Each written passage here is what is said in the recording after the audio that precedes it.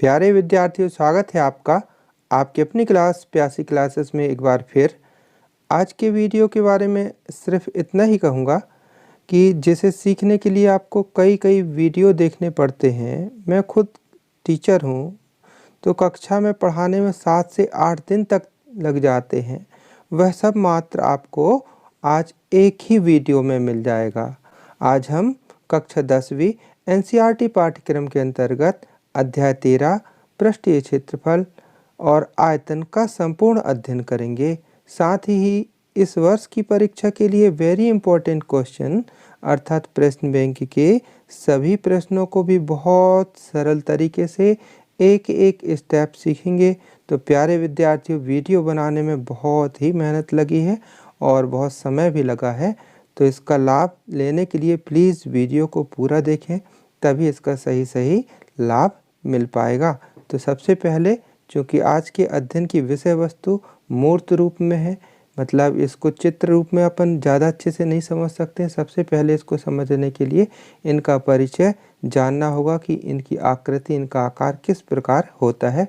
तो फटाफट परिचय जाने लेते हैं, वहीं अपन इनके सूत्र भी सीख जाएंगे। तो सबसे पहले घनाभ के बारे में जाने लेते हैं। इसको घनाभ कहते हैं।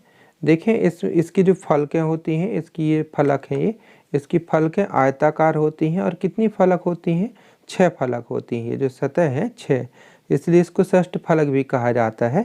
एक ये वाली हो गई, तो 1 2 और ये 3 और इस साइड की 4 है ना, 4 ये हो गई और ये 5 ये 6, तो 6 फलक होती हैं। अब बात आती है कि ये क्या कहलाती है? ये कोर कहलाती है। ये कोर कहलाती है। तो इसमें इस टाइप से कितनी कोर होती हैं? 4 ऊपर की हो गई, 4 नीचे की हो गई, 8 और 4 ये वाली हो जाएंगी, ये वाली। तो कितनी कोरें होती हैं? इसमें 12 कोरें होती हैं, ठीक है ना। और ये शीर्ष 1 2 3 ये 4, ये जो कॉर्नर ये जो है ये शीर्ष कहलाते। तो 4 ये शीर्ष हो गए, 4 नीचे के ये वाले है ना, ये तो 8 शीर्ष होते हैं, ठीक है। और विकर्ण किसको कहते हैं? अगर हम यहाँ से ले जाएं, एक पिन यहाँ से ले जाएं, मतलब एक खील यहाँ से ले जाएं और कहाँ निकालें? ये देखिए, ये यहाँ पर निकालें, ये यहाँ से ये, तो ये विकर्ण कहलाएगा। ये घनाभ के विकर्ण कहलाते हैं। तो घनाभ के विकर्ण कितने होंगे? घनाभ के विकर्ण भी 4 होते हैं। कैसे? देखिए, यहाँ से ले जाएंगे और यहाँ, फिर यहाँ से निकालेंगे तो यहाँ, अब 2 यहाँ से हो गए, अब 2 इस साइड से निकल सकते हैं। तो कुल मिलाकर के 4 विकर्ण होंगे। अब बात आती है कि घनाभ का पृष्ठीय क्षेत्रफल या घनाभ का संपूर्ण पृष्ठ क्या होता है? तो 6 फलकों का क्षेत्रफल निकालिए, जोड़ दीजिए, तो वही तो संपूर्ण पृष्ठ हो जाएगा इसका। अब जैसे इसकी लंबाई a है, चौड़ाई b है, तो इसका क्षेत्रफल कितना हो गया? a b हो गया ना, ये a b हो गया। अब इतनी ही फलक तो जस्ट नीचे वाली होगी, जितना छत उतना ही तो फर्श होगा ना, तो a b नीचे भी हो गया, ठीक है। अब इसके बाद देखें इस साइड की, तो ये है बी सी, बी गुणित सी, तो यहाँ हो जाएगा बी सी लंबाई गुणित चौड़ाई के सूत्र से, तो उतना ही तो यहाँ होगा ये वाले, तो बी सी भी 2 टाइम्स हो गया, ठीक है। अब देखते हैं कि ये तो ये सी गुणित ए, तो ये सी ए हो जाएगा इसका क्षेत्रफल लंबाई गुणित चौड़ाई के हिसाब से सी ए, तो इतना ही इसके नीचे वाले का होगा ये सी ए, ठीक है।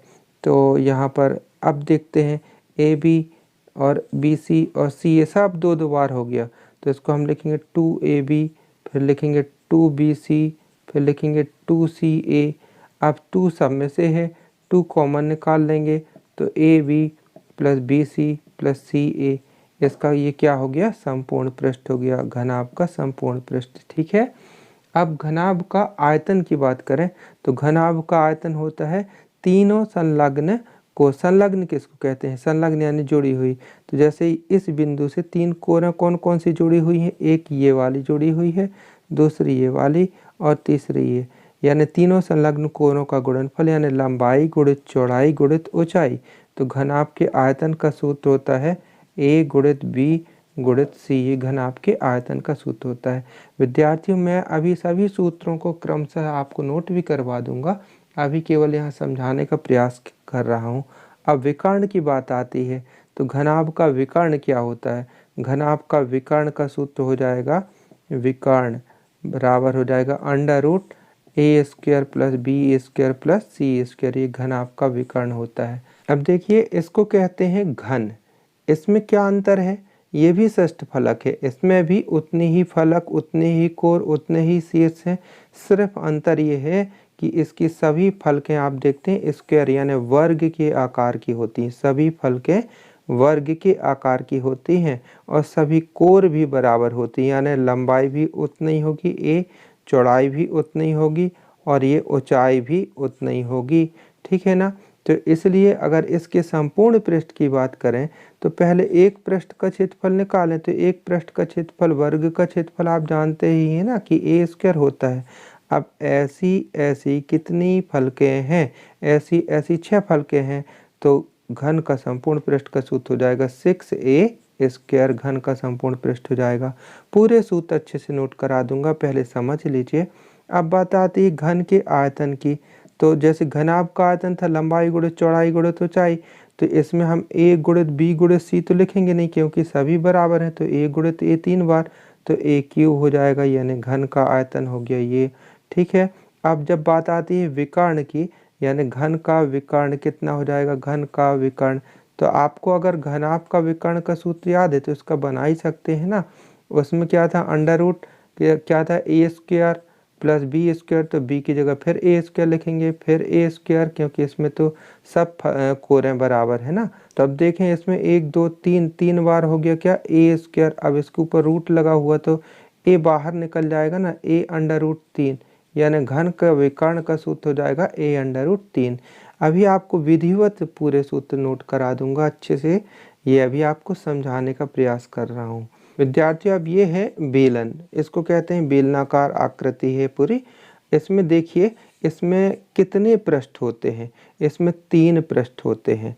एक पृष्ठ ये, एक जस्ट इसके नीचे का तला, और ये भी पृष्ठ है, पर ये पृष्ठ कैसा हुआ, मोड़ा हुआ पृष्ठ है। तो जैसा मोड़ी हुई रेखा को वक्र रेखा कहते हैं, तो ठीक इसी प्रकार मोड़े हुए पृष्ठ को क्या कहेंगे, वक्र पृष्ठ कहते हैं। जैसे हम बात करें कि ये पृष्ठ अभी देखें, इसको मैं मोड़ दूं तो ये है बेलन का वक्र पृष्ठ, ये बेलन का वक्र पृष्ठ। अब बेलन की बात करें तो बेलन में यहाँ से ये देखेंगे तो यहाँ से लेकर के ये क्या कहला जाएगी, त्रिज्या, आधार की त्रिज्या h। और ये जो बात करेंगे इसमें यहाँ से लेकर के ये जो आएगी, ये बेलन की क्या कहलाएगी, ऊंचाई, ठीक है। अब बात आती है कि बेलन का वक्र पृष्ठ कैसे निकालें, तो मैं बता रहा हूँ कि यही तो वक्र पृष्ठ है ये। अब इसको आपको निकालना है, तो अब इसको मैं थोड़ी सा खोल दूँ, फिर आपसे पूछूं कि ये कौन से आकार का बन गया भाई। तो ये देखिए ये क्या बन गया, ये आयत के आकार का कागज़ दिख रहा है ना आपको। तो इसका क्षेत्रफल, आयत का क्षेत्रफल क्या होता है, लंबाई गुणित चौड़ाई। तो अब देखते हैं कि लंबाई कितनी कहला रही थी। हमने जब इस पेपर को मोड़ा था ऐसे करके, तो ये क्या बन गई थी, परिमाप बन गई थी। ये देखिए इसमें लिखा होगा यहाँ पर आधार की परिमाप आपने पढ़ ली है, 2πr होती है। तो लंबाई का स्थान क्या ले लेगी, इसी से मुड़ करके तो बनी है, लंबाई से मुड़ करके परिमाप बनी है। तो लंबाई का स्थान क्या ले लेगी, परिमाप। और चौड़ाई की जगह पर क्या हो जाएगा, चौड़ाई की जगह पर हो जाएगा ऊंचाई। तो इसका सूत्र ऐसा हो जाएगा, देखिए आयत का क्षेत्रफल लंबाई गुणित चौड़ाई, तो लंबाई की जगह पर 2πr, और ऊंचाई इसी से बनी थी ना, ऊंचाई इससे बनी थी, तो इसको अपन क्या कहेंगे, ऊंचाई को कहेंगे h। तो ऊंचाई की जगह पर h लिख दिए, तो 2πrh बेलन का क्या हो गया, वक्र पृष्ठ। अब बात आती है बेलन का संपूर्ण पृष्ठ निकालने की। तो भाई बेलन में कितने पृष्ठ होते हैं, आपने देखा 3। ऊपर का पृष्ठ यानी ये वाला पृष्ठ, तो ये वाला पृष्ठ क्या कहलाया, वृत्त कहलाया। तो वृत्त का क्षेत्रफल होता है πr²। अब ऐसा ही तो नीचे कहलाया, तो ये 2 बार हो गया ना πr², तो 2πr² हो गया। प्लस ये 2 पृष्ठ तो जुड़ गए, 1 2, और तीसरा पृष्ठ कौन सा है, ये वाला पृष्ठ है। तो ये कौन सा पृष्ठ है, वक्र पृष्ठ, इसका 2πrh ये सूत्र था। अब देखें 2 और पाई दोनों तरफ से, और r भी कॉमन निकाल लिए, तो एक r बचेगा यहाँ पर और एक h ये, तो ये क्या कहला जाएगा, इसका संपूर्ण पृष्ठ, ठीक है। अब बेलन का आयतन का सूत्र होता है, बेलन का आयतन का सूत्र होता है आधार का क्षेत्रफल यानी इसका क्षेत्रफल क्या कहलाएगा, वृत्त का क्षेत्रफल यानी πr² गुणित हाइट, ये हाइट, तो इसमें हाइट का गुणा कर देंगे तो बेलन का आयतन हो जाएगा। विद्यार्थी ये है शंकु, ठीक है ना। अब इसमें देखते हैं शंकु का आधार का क्षेत्रफल क्या कहलाएगा। शंकु के आधार का क्षेत्रफल यानी वृत्त का क्षेत्रफल, ये तो वृत्त का क्षेत्रफल होता है पाई आर स्क्वायर, वृत्त का क्षेत्रफल होता है। और अगर हम कहें कि आधार की परिमाप, तो आधार की परिमाप भी 2 पाई आर होगी। और बेलन शंकु में कितने पृष्ठ होते हैं, शंकु में भी आपको 2 पृष्ठ होते हैं, एक ये मुड़ा हुआ पृष्ठ कहला गया और एक ये वृत्ताकार पृष्ठ हो गया। तो मुड़े हुए पृष्ठ को मुड़ गया, मुड़ी हुई रेखा वक्र रेखा, मुड़ा हुआ पृष्ठ वक्र पृष्ठ कहलाता है। तो शंकु का वक्र पृष्ठ होता है, शंकु का वक्र पृष्ठ का सूत्र होता है, कितना होता है, पाई आर एल। शंकु का वक्र पृष्ठ यानी पाई आर एल। ये निकाल भी सकते हैं अपन, वीडियो लंबा हो जाएगा इसलिए नहीं बता रहा हूँ अभी। शंकु का वक्र पृष्ठ पाई आर एल होता है, आपने अगर इतना याद रखा। अब इसमें देखें कि हम इसको संपूर्ण पृष्ठ का सूत्र बनाते हैं। किसका, संपूर्ण पृष्ठ का सूत्र किसका, शंकु का। तो वक्र पृष्ठ का क्या सूत्र था, पाई आर एल में हम क्या जोड़ देंगे, आधार का क्षेत्रफल और जोड़ देंगे, यानी पाई आर स्क्वायर जोड़ देंगे। अब देखें पाई भी कॉमन निकल आएगा, आर भी कॉमन निकल जाएगा। तो यहाँ पर एक बचा एल और यहाँ पर क्या बचा आर, यानी शंकु का संपूर्ण पृष्ठ पाई आर आर प्लस एल। ठीक है। अब इसका आयतन, शंकु का आयतन बेलन के आयतन का 1/3 होता है। मैं यहाँ पर बता दूँ आपको, एल एल बार बार आ रहा है, एल क्या है, ये जो इसमें 2 ऊंचाई कहलाई, एक सीधी ऊंचाई बिल्कुल जो ऐसे करके इसमें गई, और एक ये तिरछी ऊंचाई, ये वाली ऊंचाई, इसको कहते हैं तिर्यक ऊंचाई। ठीक है। और सीधी ऊंचाई को एच कहेंगे। तो शंकु में 3 चीज़ अज्ञात होती हैं। मैं बताऊं कि यहाँ पर ये एच हो गई, और ये तिरछी ऊंचाई को तिर्यक ऊंचाई एल, और ये आधार की त्रिज्या कहलाई। आप देखते हैं यहाँ समकोण त्रिभुज बनता है, तो इन तीनों में एक संबंध भी होता है। पाइथागोरस प्रमेय जानते होंगे, एल स्क्वायर यानी कर्ण का वर्ग बराबर लंब का वर्ग धन आधार का वर्ग। कहने का तात्पर्य, अगर कोई 2 राशि दी है तो हम तीसरी ज्ञात कर सकते हैं। इन 1 2 3 में से कोई 2 राशि दी रहेंगी तो तीसरी हम पक्षांतर करके ज्ञात कर सकते हैं। अब शंकु के आयतन की बात करूं तो शंकु का आयतन बेलन के आयतन का 1/3 होता है। अगर बेलन को फ्रंट से देखा जाए तो कुछ इस टाइप से दिख रहा है, और शंकु को देखा जाए तो कुछ इस टाइप से दिख रहा है। अब यहाँ पर देखिए, थोड़ी सा ऐसे करके आपको याद करने में सहूलियत जाएगी। 1 2 3 भाग हो गए ना, तो बेलन का आयतन क्या था, पाई आर स्क्वायर एच होता था। अब इसका 1/3 यानी 1/3 कर देंगे तो क्या निकल आएगा, शंकु का इसका आयतन निकल आएगा। इसको कहते हैं गोला। तो गोले का आयतन है ना 4/3 पाई आर क्यूब। ठीक है, गोले का आयतन हुआ इतना। अब हम कहें कि गोले का ये जो है ये पूरा पृष्ठ कहला जाएगा, तो इसमें आपको अलग से नहीं ज्ञात करना पड़ेगा, इसमें एक ही पृष्ठ है ना गोले में, ये पूरा वो, तो इसको अपन कहेंगे गोले का पृष्ठीय क्षेत्रफल। तो गोले का पृष्ठीय क्षेत्रफल कितना होता है, गोले का पृष्ठीय क्षेत्रफल होता है 4 पाई आर स्क्वायर, है ना, पृष्ठीय क्षेत्रफल बराबर होता है 4 पाई आर स्क्वायर। ये गोले के बारे में बात हुई। अब हम गोले को अगर इस टाइप से ये काट दिए तो ये क्या कहला जाता है, ये अर्धगोला कहला जाता है। ठीक है ना, अर्धगोला। तो अर्धगोले का हम कहें आयतन, तो आयतन का वैसे ये मतलब होता है कोई अगर ठोस पदार्थ है तो ठोस पदार्थ जितने से बना है वो उसका आयतन कहलाएगा। लेकिन अगर इस टाइप से अगर खोखला है तो जितने इसमें समा सकता है वो इसका आयतन कहलाता है। तो अब बात आती है अर्धगोले का आयतन। तो पूरे गोले का आयतन कितना था, 4/3 पाई आर क्यूब। पूरे गोले का आयतन था 4/3 पाई आर क्यूब। तो हमको आधे गोले का निकालना है तो 1/2 का इसमें गुणा करेंगे, तो 2 दूनी 4 यानी 2/3 पाई आर क्यूब। इकाई का हो जाएगा अर्धगोले का आयतन। ठीक है, अर्धगोले का आयतन। ठीक है, इतना कहला जाएगा। अब अर्धगोले की बात करूं तो इसमें 2 पृष्ठ हो जाएंगे, इसमें 2 पृष्ठ हो जाएंगे कि कौन सा, एक ये मुड़ा हुआ वाला पृष्ठ। ठीक है, मुड़ा हुआ पृष्ठ ये, तो मुड़ा हुआ पृष्ठ कैसे निकाल सकते हैं, पूरे गोले का पृष्ठ कितना था, 4 पाई आर स्क्वायर पूरे गोले का था। तो हम तो आधे का निकालना है तो बटे में 2 करेंगे, तो 2 से कट जाएगा तो कितना आ जाएगा, 2 पाई आर स्क्वायर, इतना निकल आया। अब बात आती है इसकी, ये वाला पृष्ठ। तो ये वाला पृष्ठ कैसा है, ऐसा है। ये क्या कहलाया, ये वृत्त कहलाया ना। तो वृत्त का पृष्ठ, वृत्त का क्षेत्रफल क्या होता है, पाई आर स्क्वायर। तो ये दोनों जुड़ जाएंगे तो हो जाएगा 3 पाई आर स्क्वायर। ये क्या कहला जाएगा, ये कहला जाएगा जो अर्धगोला है, अर्धगोले का पृष्ठीय क्षेत्रफल। लेकिन अर्धगोले का वक्र पृष्ठ पूछा जाए, अर्धगोले का वक्र पृष्ठ तो कितना होगा, ये अर्धगोले का वक्र पृष्ठ ये है, कौन क्या है, 2 पाई आर स्क्वायर। और अगर संपूर्ण पृष्ठ की बात करें तो 3 पाई आर स्क्वायर हो जाएगा। अब यहाँ पर देख लीजिए पूरे सूत्र इस प्रकार से अपने लिखे हुए भी है यहाँ पर। ये है घनाभ और ये है घन, आपने अभी देख लिया है। ये सब इसके कितनी फलक, कितने कोण, कितने शीर्ष होते हैं सब जान गए। घनाभ का आयतन को v से दर्शाते हैं, बराबर a गुणित b गुणित c, है ना, लंबाई गुणित चौड़ाई गुणित ऊंचाई। घनाभ का संपूर्ण पृष्ठ s बराबर 2ab plus bc plus ca, इसको लंबाई चौड़ाई से भी इस प्रकार से लिख सकते हैं। घनाभ का विकर्ण बराबर under root a square plus b square plus c square. हाँ, ये चीज़ रह गई थी, यहाँ देख लीजिए। घनाभ के आकार का अगर कोई कमरा है तो उसके दीवारों का क्षेत्रफल कितना होगा, आधार की परिमाप में अगर ऊंचाई का गुणा कर देंगे तो कमरे का क्षेत्रफल निकल आएगा। और घन के बारे में जान ही लिया, सभी फलकें वर्गाकार होती हैं, सभी कोण बराबर होती हैं। घन का आयतन a क्यूब, घन का संपूर्ण पृष्ठ 6a स्क्वायर, घन का विकर्ण a अंडर रूट 3, है ना। तो a क्या होती है, भुजा होती है। तो ये घन के बारे में हो गया। यहाँ देखते हैं बेलन के बारे में। ये आपने देखा बेलन में आधार की त्रिज्या r और ऊंचाई h होती है ना, त्रिज्या r ऊंचाई h।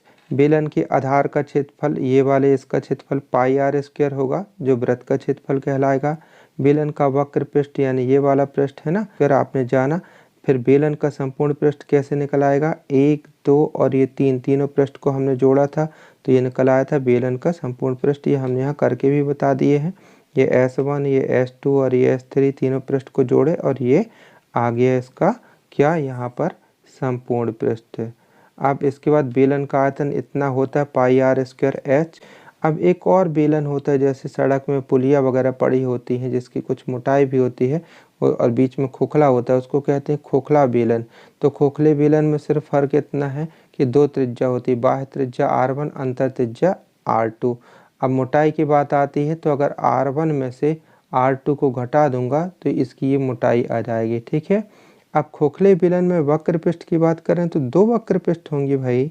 एक बाहर का वक्र पृष्ठ होगा, ये वाला वक्र पृष्ठ होगा, ठीक है ना, ये बाहर का वक्र पृष्ठ ये, और एक अंदर का वक्र पृष्ठ होगा। देखिए अंदर का वक्र पृष्ठ कितना है, 2 पाई r2h, अंदर का वक्र पृष्ठ। और बाहर का वक्र पृष्ठ है 2 पाई r1h, क्योंकि बाहरी त्रिज्या r1 है। अब इन दोनों को जोड़ेंगे तो 2 पाई कॉमन निकल आएगा, h भी कॉमन निकल आएगा, अंदर क्या बचेगा, r1 प्लस r2। ये बन गया खोखले बेलन का वक्र पृष्ठ। अब बात आती है खोखले बेलन का संपूर्ण पृष्ठ। तो भाई संपूर्ण पृष्ठ में क्या आ जाएगा, खोखले बेलन के संपूर्ण पृष्ठ में ये वाला भाग भी जोड़ना पड़ेगा और ये वाला भाग भी वक्र पृष्ठ में जोड़ना पड़ेगा, यानी आपको 4 पृष्ठ जोड़ना पड़ेगा। देखिए कौन कौन से, S1 ये वाला, S2 ये वाला पृष्ठ और S3 ये बाहर का बाह्य पृष्ठ और S4 ये 4 पृष्ठ जोड़ेंगे तो ये जा कर के ये बन जाएगा। कैसे, हमने इन दोनों को जोड़ करके, इन दोनों को जोड़ करके तो ये बना दिया था वक्र पृष्ठ। अब इसको कैसे निकालना ये, अब ये देखिए पूरे वृत्त का क्षेत्रफल कितना होता है, पाई आर स्क्वायर। हम इसमें अंदर वाला घटा देंगे, पाई r2 स्क्वायर, पाई r1 स्क्वायर में पाई r2 स्क्वायर घटा देंगे तो ये वाला भाग आ जाएगा ना, ये वाला। अब ऐसे ही ऐसे कितने हैं, 2 है ना, एक नीचे एक ऊपर, तो इसलिए 2 लगा दिए। तो ये बन गया खोखले बेलन का संपूर्ण पृष्ठ। खोखले बेलन का आयतन इसी प्रकार से निकाल सकते हैं, ठोस बेलन का आयतन था पाई आर स्क्वायर h। तो ये देखिए पाई है, यहाँ भी है, h यहाँ भी है, यहाँ भी है। आर स्क्वायर था तो यहाँ लिखिएगा r1 square minus r2 square हो गया। शंकु के बारे में बात कर लेते हैं। शंकु की त्रिज्या r ये है, आधार की ऊंचाई हो गई h और तिर्यक ऊंचाई l, इन तीनों में संबंध हो गई ये, है ना। आपने जान लिया था ये समकोण त्रिभुजों पाइथागोरस प्रमेय से। फिर ये वक्र पृष्ठ, वक्र पृष्ठ का सूत्र मुड़ा हुआ पृष्ठ वक्र पृष्ठ कहलाता है, पाई आर एल। मुड़ा हुआ पृष्ठ से तात्पर्य है कि जैसे प्रश्न में पूछ लिया कि एक शंक्वाकार तंबू बनाने में कितना कपड़ा लगेगा, तो यहाँ तो कुछ सूत्र दिया ही नहीं। अब आपको समझना पड़ना चाहिए, समझ में आ जाना चाहिए कि कितना कपड़ा लगेगा से तात्पर्य वक्र पृष्ठ पूछा जा रहा है। ठीक है, फिर शंकु का संपूर्ण पृष्ठ बराबर, यानी कि अगर कपड़ा और नीचे फर्श में भी कुछ लगाने की बात करें तब टोटल मिला करके संपूर्ण पृष्ठ हो जाएगा। शंकु का आयतन 1/3 पाई आर स्क्वायर एच होता है। शंकु का आयतन कह सकते हैं आप बेलन के आयतन का 1/3 होता है। देखिए बेलन का आयतन क्या होता है, पाई आर स्क्वायर एच, इसमें 1/3 का गुणा कर देंगे तो शंकु का आयतन हो जाएगा। अब शंकु को अगर मैं ऐसे करके यहाँ से काट दूँ तो बाल्टी डिजाइन जैसे बन जाएगी, तो इस डिजाइन को कहते हैं छिन्नक। ठीक है, तो छिन्नक या बाल्टी का आयतन का सूत्र ये होता है, छिन्नक की तिर्यक ऊंचाई का सूत्र ये है, छिन्नक का वक्र पृष्ठ ये है। ठीक है, अब गोला देखते हैं। गोला भी दो प्रकार के होते हैं, एक है तो ठोस गोला और एक होता है खोखला गोला। खोखला गोला को गोली कोष कहते हैं। तो पहले ठोस गोले की बात करूं, गोले का आयतन पढ़े अपने 4/3 पाई आर क्यूब होता है। फिर गोले का पृष्ठीय क्षेत्रफल, एक ही पृष्ठ है ये, तो ये होता है 4 पाई आर स्क्वायर। अब इसको आधा कर दें 20 से इसको आधा कर दें ऐसा, तो इसका आयतन जस्ट इसके आयतन का आधा हो जाएगा ना, यानी 1/2 इसमें गुणा करेंगे तो 2 दूनी 4 यानी 2/3 हो जाएगा ये। तो अर्धगोले का आयतन ये हो गया। अर्धगोले का संपूर्ण पृष्ठ भाई 3 पाई आर स्क्वायर होगा। क्यों, वक्र पृष्ठ कितना होगा इसका, ये पूरे गोले का वक्र पृष्ठ कितना था 4 पाई आर स्क्वायर, इसका आधा करे तो हो गया 2 पाई आर स्क्वायर, इतना वक्र पृष्ठ हो गया। अब इसमें आधार का ये जुड़ जाएगा तो हो जाएगा 3 पाई आर स्क्वायर हो गया। अब इसके बाद बात करते हैं खोखला गोला या गोली कोष का आयतन। इसका आयतन ही निकालने के लिए आता है, अगर आया कभी तो ये इसका सूत्र होता है 4/3 पाई r1 cube minus r2 cube. ठीक है, अब यहाँ कुछ महत्वपूर्ण बातें हमने और बता दी हैं कि कोई भी वस्तु जितने पदार्थ से मिलकर के बनी होती है, ठीक है, अगर ठोस है तो कोई भी वस्तु जितने पदार्थ से मिलकर के बनी है, या अगर कोई खोखली वस्तु तो जितना उसमें समा सकता है वही उसका आयतन कहलाता है। फिर कई बार ऐसा होता है कि कुछ वस्तु को पिघला करके गोली बनाना है तो गोली की संख्या ज्ञात करो, तो यहाँ पर आप एक ट्रिक लगाइएगा, गोली की संख्या बराबर जिसे पिघलाना है उसका आयतन ऊपर रखना और जो बनाना है उसको नीचे रखेंगे उसके आयतन को, और भाग दे देंगे तो संख्या आ जाएगी। तो आपने अभी सभी सूत्रों के बारे में जान लिए, सभी सूत्रों को सीख लिए हैं, तो अब सवाल आपसे बनेंगे ही, जल्दी से देख लेते हैं प्रश्न बैंक के इम्पोर्टेंट सभी सवाल। अंकों के विभाजन पे जल्दी से एक नज़र। एक अंक के 2 क्वेश्चन आना है और एक क्वेश्चन 4 अंक का आना है, यानी इसमें से बड़े क्वेश्चन आना है। आपको पूरा अध्याय पढ़ना पड़ेगा, ऑब्जेक्टिव भी पढ़ना होगा, और ऑब्जेक्टिव तो कुछ नहीं, सीधे सीधे सूत्रों पर आधारित होते हैं। तो देखिए पहले में लिखा सत्य असत्य, लिखिए। लिखा है अर्धगोले का संपूर्ण पृष्ठ 3 पाई आर स्क्वायर होता है, बिल्कुल आपने पढ़ लिया, ये कथन सत्य है। ठीक है, फिर दूसरा लिखा है शंकु का आयतन 1/3 पाई आर स्क्वायर एच होता है। हाँ, बेलन के आयतन का 1/3 होता है ना, ये बिल्कुल सही है, कथन सत्य है। अब यहाँ पर हम समय नहीं लेना चाहते हैं क्योंकि इनके बारे में हमने अभी पूरी एक एक करके चर्चा कर ली है और इनके उत्तर भी हमने यहाँ पर लिख दिए हैं, सभी के सूत्र पूछे गए हैं, हमने यहाँ सूत्र लिख दिए हैं। अब देखते हैं सवाल इसके। तीसरा क्वेश्चन, 2 घनों को जिनमें से प्रत्येक का आयतन 64 सेंटीमीटर घन है उनको मिला करके एक बड़ा ठोस बना दिया गया और इस प्रकार से बने घनाभ का पृष्ठीय क्षेत्रफल ज्ञात कीजिए। तो एक घन ये है, दूसरा घन ये है, दोनों को जोड़ दिए तो ये पूरी जो आकृति बन गई ये घनाभ के आकार की है, इसका पृष्ठीय क्षेत्रफल ज्ञात करना क्वेश्चन है। तो हमने मान लिया, माना घन की कोर a सेंटीमीटर है, तो अब घन का आयतन प्रश्नानुसार कितना दिया 64 ये। ठीक है, तो अब 64 को हम लिख सकते हैं 4 × 4 × 4, 3 बार कर सकते हैं, 4 चौके 16 चौके 64 यानी 4 की घात 3, 1 की घात 3 बराबर 4 की घात 3, दोनों जगह घात देखिए 3 3 है, इसलिए हम तुलना करके a बराबर ले आए, a बराबर 4।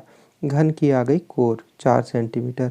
अब देखिए जो घनाभ बन गया है तो उसकी लंबाई कितनी होगी, घन की कोर आपने निकाला 4 और इतना और कहलाएगा 4, तो लंबाई कहला जाएगी 8 सेंटीमीटर, यानी घनाभ की लंबाई a बराबर कहला जाएगी 4 4 8 सेंटीमीटर। और लेकिन चौड़ाई तो उतनी ही रहेगी 4 सेंटीमीटर और ऊंचाई भी उतनी ही रहेगी यानी 4 सेंटीमीटर।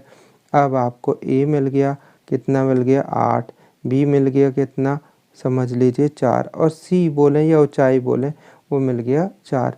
तो आप चाहे तो यहाँ पर सूत्र लगा दें 2AB + BC + CA। हमने यहाँ पर आपको भ्रम ना उत्पन्न हो इसलिए लंबाई को हमने लिख दिया L, चौड़ाई को B। ये सूत्र इस प्रकार से बन गया LB + BH + HL। अब इनके सब के मान, L का मान यहाँ पर 8, इसका मान 4, ये सब के मान यहाँ से देख देख करके आपको भर देना है। यहाँ पर इसका गुणा करना, 8 चौके 32, ये 8 चौके 32 16, 32 32 64 हो गया, 64 और 16 80 हो गया, 80 दूनी 160, ये आंसर हो गया। चौथा क्वेश्चन, एक खिलौने की त्रिज्या 3.5 सेंटीमीटर वाले एक शंकु के आकार का है जो उसी त्रिज्या वाले अर्धगोले पर आरोपित है। इस खिलौने की संपूर्ण ऊंचाई 15.5 सेंटीमीटर है। खिलौने का पृष्ठीय क्षेत्रफल ज्ञात कीजिए। आपको समझने में कठिन लग रहा होगा, मैं बता रहा हूँ कुछ इस प्रकार से। देखिए यहाँ पर ये हो गया आपका ये अर्धगोला, ठीक है ना, ये हो गया अर्धगोला। अब अर्धगोले के ऊपर यहाँ पर ये देखिए ये आरोपित है क्या, शंकु, बिल्कुल ठीक हो, उसी त्रिज्या वाला ये शंकु आरोपित है। तो कहा इसका पृष्ठीय क्षेत्रफल ज्ञात कीजिए। तो भाई अपन को करना क्या पड़ेगा, इस अर्धगोले का क्या ज्ञात करना पड़ेगा, वक्र पृष्ठ, और यहाँ क्या करना पड़ेगा, इस शंकु का वक्र पृष्ठ।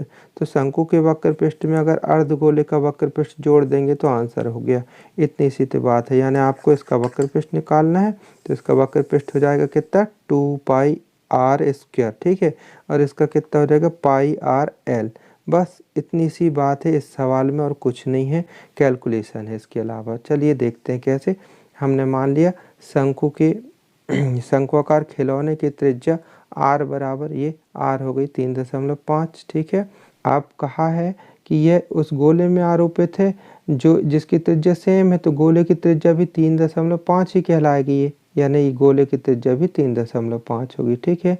अब शंकु की ऊंचाई कितनी कहलाएगी, शंकु की ऊंचाई तो इतनी कहलाएगी, लेकिन पूरे खिलौने की ऊंचाई हमको दी गई थी ना 15.5, ये तो 15.5 में अगर हम 3.5 घटा देंगे, ये 3.5, तो इस शंकु की ऊंचाई आ जाएगी कितनी, 12। इतनी बात समझ गए, शंकु की ऊंचाई आ गई। अब जब शंकु की ऊंचाई आ गई, हमको तो शंकु का वक्र पृष्ठ ज्ञात करना है, उसमें तिर्यक ऊंचाई लगती है L। तो हम ये R और ये H की सहायता से L ज्ञात कर लें। आपको मालूम है ना L² बराबर H² + R² होता है, वर्ग घटेगा तो यहाँ क्या आ जाएगा, वर्गमूल आएगा। अब H का मान भर दिए, ये R का मान ये भर दिए, ये 12 का 144 हो गया, इसका वर्ग ये किए, इस दोनों को जोड़ दिए, ये आ गया, इसका वर्गमूल निकाले, इतना क्लियर हो गया। वक्र पृष्ठ के लिए तिर्यक ऊंचाई ज्ञात हो गई। बस लगा दीजिए सूत्र जो अभी बात किए थे आपने। अर्धगोले का वक्र पृष्ठ 2πr² और शंकु का वक्र पृष्ठ πrl।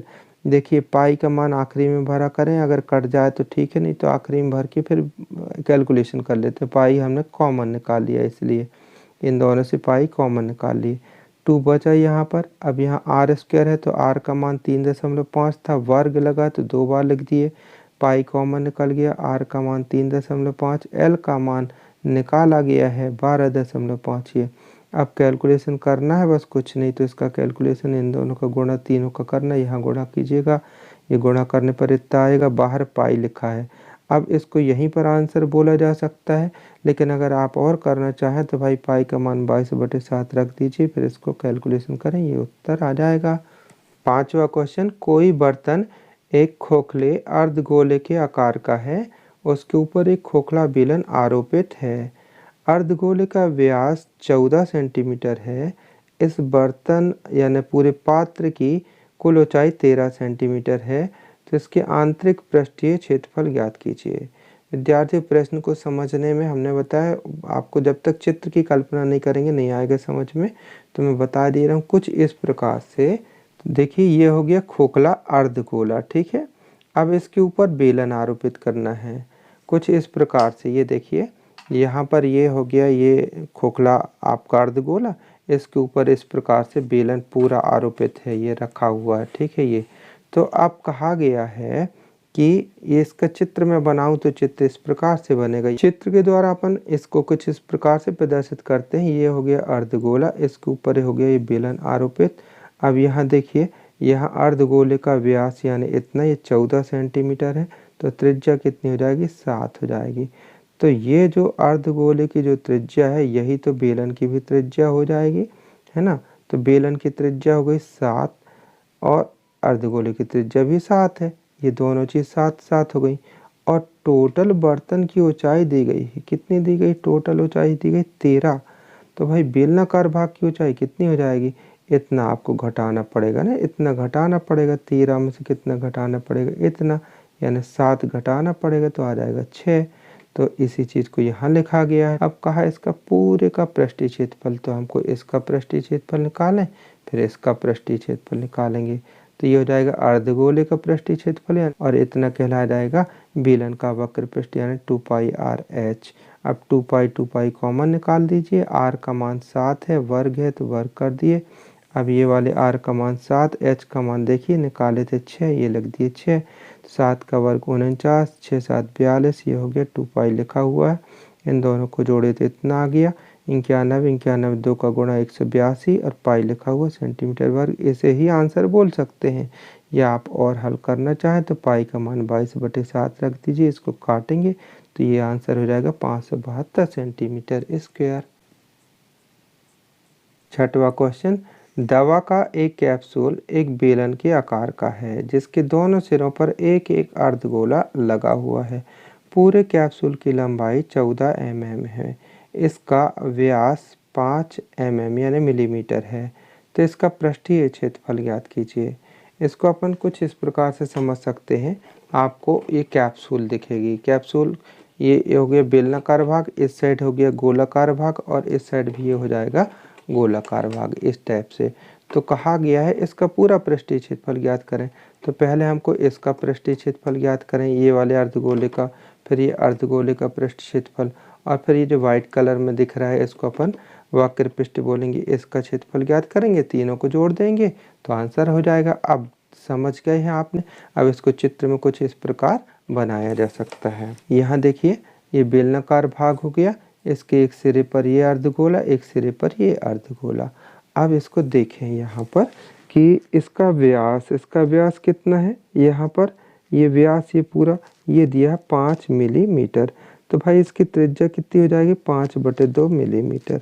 अब चूंकि कैप्सूल के दोनों सिरों पर एक एक अर्धगोला लगे हैं, इस साइड भी लगे हुए हैं, तो इसलिए बेलनाकार भाग की त्रिज्या भी 5/2 ही होगी, कि फिक्स लगा हुआ है ना। तो जितनी इसकी त्रिज्या है ये उसकी इसकी त्रिज्या सेम होगी, ठीक है, क्योंकि इसमें फिट बैठा हुआ है ना एक अर्धगोलाकार भाग, तो दोनों की त्रिज्या सेम होगी, तभी ये ऐसे बैठ पाएगा उस पर, ठीक है। अब देखेंगे कि बेलनाकार भाग की लंबाई कितनी होगी, तो ये होगी बेलनाकार भाग की लंबाई। तो ये कैसे निकलेगी, ये पूरी कैप्सूल की लंबाई 14 मिलीमीटर थी, 14 मिलीमीटर में इतना और इतना घटाना पड़ेगा, यानी 5/2 और 5/2 को जोड़ दें और 14 में घटा देंगे तो कितना आ जाएगा, 9। कैसे आ जाएगा, 5/2 जोड़ेगा तो 5 बन जाएगा ना इसको जोड़ने में, और 5 घटाएंगे 14 में तो आ गया 9।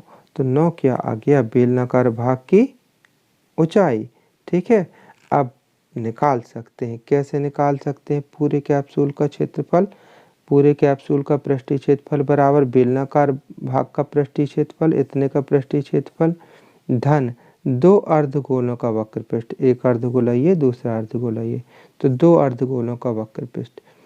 अब बेलनाकार भाग का वक्र पृष्ठ यानी 2πr/h, एक अर्धगोले का वक्र पृष्ठ 2πr²।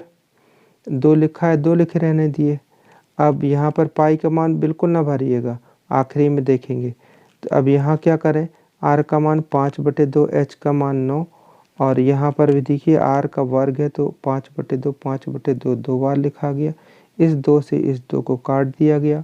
अब यहाँ पर क्या हो जाएगा, 9×45 पाई, ये 9×45 और ये पाई, अब यहाँ 5×25 और ये पाई, इन दोनों को जोड़े 70 पाई। अब यहाँ पर देखें अगर 22/7 भरेंगे तो 70 कट जाएगा, इसलिए पाई का मान 22/7, 7 से 70 कट गया, 10 आया, 10 का गुणा 22 में करे 220 मिलीमीटर स्क्वायर।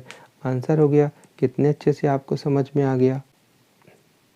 7वां क्वेश्चन, लकड़ी की एक ठोस बेलन के प्रत्येक सिरे पर एक अर्धगोला खोदकर निकालते हुए एक वस्तु बनाई गई है जैसा कि चित्र में दर्शाया गया है, ये वाले चित्र में, यदि बेलन की ऊंचाई 10 सेंटीमीटर है, ये पूरी ऊंचाई इसकी 10 सेंटीमीटर है और त्रिज्या 3.5 सेंटीमीटर है, तो इस वस्तु का पृष्ठीय क्षेत्रफल ज्ञात कीजिए। देखिए, इसको अपन कुछ इस प्रकार से समझ सकते हैं। ये देखिए, ये समझ लीजिए लकड़ी का एक टुकड़ा था, हमने इसको यहाँ पर ये खोद करके इस टाइप से ये निकाल दिया यहाँ पर, और यहाँ पर भी हमने खोद करके निकाल दिया, ये इस टाइप से आपको दिख रहा होगा। यहाँ पर भी खोद करके निकाल दिए यहाँ पर, है ना, इस टाइप से, और इस साइड भी निकाल दिए। तो इस दोनों साइड से ये देखिए बेलन तो ऐसा ही रहेगा, पर यहाँ भी आपको गड्ढा और यहाँ भी गड्ढा नज़र आएगा। इसकी आकृति कुछ इस प्रकार बन जाएगी। तो अब यहाँ पर आपको समझ में आएगा, ऐसे में ऊंचाई नहीं बढ़ी है क्योंकि हमने यहीं पर गड्ढा किया है, ठीक है। तो क्या आ जाएगा, लकड़ी के इस ठोस वस्तु के बेलनाकार भाग की ऊंचाई, ये भाग कितनी होगी, 10 ही सेंटीमीटर होगी क्योंकि ऊंचाई नहीं बढ़ी है ना। फिर इस ठोस बेलनाकार भाग में दो सिरों पर यहाँ और यहाँ पर खोद करके अर्धगोलाकार भाग बनाए गए, उनका व्यास कितना होगा, तो जितना बेलन का व्यास होगा उतना ही ना अर्धगोले का व्यास होगा। तो अर्धगोले का व्यास 2r बराबर 2 ये लिखे, और बेलन का व्यास, तो बेलन का व्यास 2r होगा, बेलन का भी व्यास 2r होगा, लेकिन बेलन की त्रिज्या कितनी दी गई, 3.5, तो यहाँ पर 2 और यहाँ 3.5 लिख दिए, इसका गुणा करें तो 7 हो गया। यानी क्या निकल कर के आ गया, आप समझिए कि इसका पूरे का व्यास, अर्धगोले का व्यास निकल आया 2r बराबर 7, तो इसलिए अर्धगोले की त्रिज्या 7/2 निकल आई, अर्धगोले की त्रिज्या 7/2 निकल आई, ठीक है। तो इसलिए इस वस्तु का संपूर्ण पृष्ठ ज्ञात करना चाहते हैं हम अगर, तो सबसे पहले बेलन का वक्र पृष्ठ निकाल लें, फिर हम कहें एक अर्धगोले का पृष्ठ और फिर दूसरे अर्धगोले का वक्र पृष्ठ, तो आंसर आ जाएगा, दोनों को जोड़ देंगे। तो बेलन का वक्र पृष्ठ 2πrh, एक अर्धगोले का वक्र पृष्ठ 2πr², तो 2 है तो यहाँ पर गुणित 2। अब सबके मान भर दीजिए फटाफट, 2 पाई का मान 22/7 जो कि कट जाएगा ना, तो इसलिए r का मान 7/2 ये निकाले थे हमने, h का मान 10, ऐसे यहाँ पर ये 2 तो लिखा, ये वाला 2 लिखा, पाई का 22/7 r², तो r का मान 7/2, 7/2 2 बार चूँकि वर्ग है। अब इसको आप काटें, इसको काटें, इसको काटेंगे इतना आएगा, इसको काटेंगे इतना आएगा, दोनों को जोड़ दिए, आंसर हो गया। विद्यार्थी, ये अतिरिक्त क्वेश्चन हमको बहुत इंपॉर्टेंट लग रहा था इसलिए हमने ऐड कर दिया है, बहुत सरल है, इसको ज़रूर सीख लीजिएगा, IMP लग रहा है इस साल के लिए। अतिरिक्त क्वेश्चन है, माना अभिष्ट, इसमें क्वेश्चन ये है कि क्रमशः 6 सेंटीमीटर, 8 सेंटीमीटर और 10 सेंटीमीटर त्रिज्या वाले धातु की 3 गोलों को पिघला करके एक बड़ा ठोस गोला बनाएगा, तो बड़े गोले की त्रिज्या ज्ञात कीजिए। मान लें कि बड़े गोले की त्रिज्या, अभिष्ट गोले की त्रिज्या कैपिटल R है। पहले गोले की त्रिज्या R1 बराबर 6, दूसरे की R2 बराबर 8, तीसरे की R3 बराबर 10, ये तीनों की त्रिज्या आ गई। अब प्रश्नानुसार 3 गोलों को पिघला करके बड़ा गोला बनाया गया, तो कोई सामान तो व्यस्त गया नहीं, कोई पदार्थ व्यस्त गया नहीं, इसलिए बड़े गोले का आयतन बराबर 3 गोलों का आयतन। तो बड़े गोले का आयतन 4/3 पाई r³ कैपिटल R लिखे। फिर पहले गोले के आयतन ये हुआ, दूसरे का आयतन ये हुआ, तीसरे का आयतन ये हो गया, ठीक है ना, 4/3 पाई r³ के सूत्र से हो गया। अब देखें 4/3 पाई ये, और इन सभी का 4/3 पाई ये कॉमन निकाल दिए, ये कट गया, तो यहाँ केवल r³ बचा, यहाँ ये बचे, ये r1 r2 r3 यहाँ बचे, तो r1 का मान 6, r2 का मान 8, r3 का मान 10। अब 6 का वर्ग 216, 8 का 512, 10 का 1000, इन तीनों को जोड़ दिए तो इतना आया। अब इसका अपन को क्या निकालना है, एक प्रकार से घनमूल, तो अगर घनमूल निकालेंगे तो 12 आएगा, यानी 12 की घात 3 बराबर r की घात 3, इसलिए r बराबर 12 सेंटीमीटर, आंसर हो गया। 8वां क्वेश्चन, एक ठोस एक अर्धगोले पर खड़े शंकु के आकार का है, जिसकी त्रिज्या 1 सेंटीमीटर है तथा शंकु की ऊंचाई उसकी त्रिज्या के बराबर है। इस ठोस का आयतन पाई के पदों में ज्ञात कीजिए, यानी उत्तर पाई में लाना है। प्रश्न ये जो है इसको कुछ इस प्रकार से समझ सकते हैं, अगर कल्पना करें हम तो, कि ये हो गया शंकु और ये हो गया अर्धगोला, अर्धगोला के ऊपर ये शंकु खड़ा है, ठीक है। अब इसमें से ये डिजाइन तो ऐसी ही बनेगी। अब इसको हम चित्र के रूप में ऐसा बना रहे हैं, ये चित्र के रूप में ऐसा बना रहे हैं। अब थोड़ी यहाँ पर इतनी सी बात है जिसको आपको स्पष्ट करना है। क्या कि यहाँ पर कहा गया है कि जो अर्धगोले की त्रिज्या है वही शंकु की ऊंचाई है, यानी कि शंकु की ऊंचाई बराबर कैपिटल आर जो अर्धगोले की त्रिज्या है, और जो अर्धगोले की त्रिज्या है वही शंकु की भी त्रिज्या है। यहाँ पर संबंध ये कहा गया है। ठीक है, तो ये देखिए प्रश्न में फिर से अच्छे से पढ़ करके बता रहा हूँ कि शंकु ठीक गोले के ठीक ऊपर है। शंकु गोले के ठीक ऊपर है, इक्वल में चल रहा है, बराबर में आ रही है। तो इसलिए दोनों की त्रिज्या बराबर होंगी। किसकी? शंकु की त्रिज्या और गोले की त्रिज्या, दोनों की त्रिज्या बराबर होंगी। यानी स्मॉल आर अगर गोले की त्रिज्या अर्धगोले की और कैपिटल आर शंकु की त्रिज्या है तो दोनों बराबर होंगी, यानी स्मॉल आर और कैपिटल आर दोनों बराबर होंगी। लेकिन मान कितना है इनका? 1 है, तो बराबर 1 सेंटीमीटर। ठीक है, और आगे ये भी कहा गया कि ऊंचाई भी उतनी ही है, त्रिज्या के बराबर है, तो इसलिए ऊंचाई h बराबर भी r हो गया। बस अब तो ये सवाल बहुत सबसे ज़्यादा सरल हो गया। क्या कहा गया? इस ठोस का आयतन निकालें, तो पहले इतने का आयतन निकाल दीजिए, इतने का आयतन, और फिर इस शंकु का आयतन निकाल दीजिए। दोनों को जोड़ दें तो शंकु का आयतन हो जाएगा 1/3 पाई आर स्क्वायर एच, और अर्धगोले का आयतन 2/3 पाई आर क्यूब। अब यहाँ पर देखें, क्या देख सकते हैं मान, यहाँ पर आर स्क्वायर तो ज्यों का त्यों लिखा था, एच बराबर आर यहाँ पर रख दिए। अब क्या करें भाई, यहाँ पर देखें पाई/3 है, तो पाई/3 कॉमन निकालें, आर का आर में गुणा करें, आर की घात 3 हो गया। अब यहाँ पर कितना हो जाएगा? यहाँ देखें 2 बचेगा, पाई तो निकल गया है, और आर की घात 3। अब आर का मान कितना है? चाहे कैपिटल आर हो चाहे स्मॉल आर हो, दोनों का मान 1 है ना, तो इसकी जगह पर भी 1, इसकी भी जगह पर 1। तो अभी कितना हो जाएगा? 2 × 1 यानी 2, और 1 का घन करो चाहे वर्ग करो 1 ही आता है, तो 2 1 3 हो गया, 3 से 3 ये वाला कट जाएगा, तो उत्तर आएगा पाई सेंटीमीटर क्यूब। आंसर। 9वां क्वेश्चन, मॉडल बनाने वाली मिट्टी से 24 सेंटीमीटर और आधार की त्रिज्या 6 सेंटीमीटर वाला एक शंकु बनाया गया पहले, फिर इसको बच्चे ने मिटा दिया, बिगाड़ दिया और बदल दिया गोले में। तो कहा गोले की त्रिज्या ज्ञात कीजिए। सीधा सा इसमें यह है कि चूंकि शंकु को ही मिटा करके गोला बनाया गया है, तो इसलिए गोले का आयतन बराबर शंकु का आयतन। बस गोले का आयतन का सूत्र हमने ये लगाया, शंकु के आयतन का सूत्र ये लगाया। यहाँ देखिएगा क्या करना है अपन को, 4/3 पाई आर क्यूब लिखे हैं ये गोले का आयतन में, तो पाई यहाँ भी है, पाई यहाँ भी है, तो पाई से पाई कैंसिल, ये वाले 3 से ये वाले 3 कट गया। अब गोले की त्रिज्या तो ज्ञात ही करनी थी, उसको कैपिटल आर मान लिए थे हमने, गोले की त्रिज्या यहाँ पर लिख दी, गोले की त्रिज्या कैपिटल आर है। अब यहाँ पर लिखेंगे ये क्या, शंकु की त्रिज्या, तो शंकु की त्रिज्या 6 है, यहाँ पर 6 भर दिए, शंकु की ऊंचाई 24 है, 24 भर दिए। अब क्या हो जाएगा कि ये जो 4 है ना, ये इसके बटे में हो गया, तो ये बटे में आ गया, इसको काटे तो 4 × 24 6 आ गया, 6 3 बार गुणा, यानी 6 की घात 3, तो आर की घात 3 बराबर 6 की घात 3, इसलिए आर बराबर 6 सेंटीमीटर। आंसर हो गया। 10वां क्वेश्चन देखते हैं, व्यास 1 सेंटीमीटर वाली 8 सेंटीमीटर लंबी छड़ को क्या किया गया है, एक समान लंबाई वाले 18 मीटर लंबे तार के रूप में खींच करके बदल दिया गया। तार की मोटाई याद कीजिए। भाई छड़ कैसी होती है? छड़ भी बेलनाकार होती है।